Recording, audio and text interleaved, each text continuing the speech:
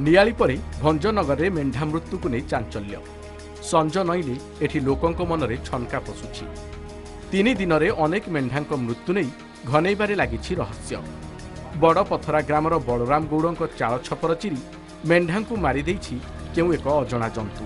कौन सी जिनस किए देखी ना मारी देगी 12 फट जंतु पलैगला। क्या मारुची? गोटे मेढा। केते मेढा को मारुची? 12 फट।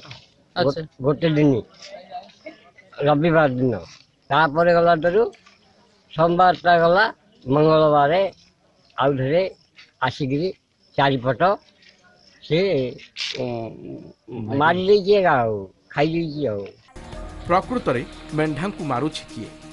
कौनसी अजଣା जंतुर यह कांड बोली गुजब उठिबा परे स्थानीय अंचल रे एबे भयर वातावरण।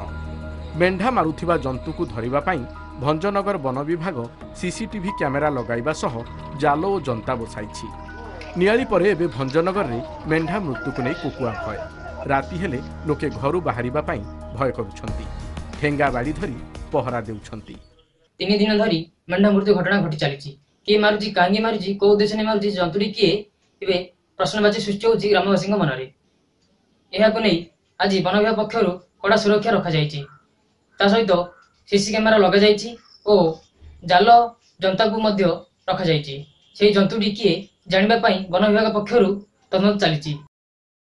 पोलसरारू सुब्रत मेहर रिपोर्ट, लाइव ओडिशा।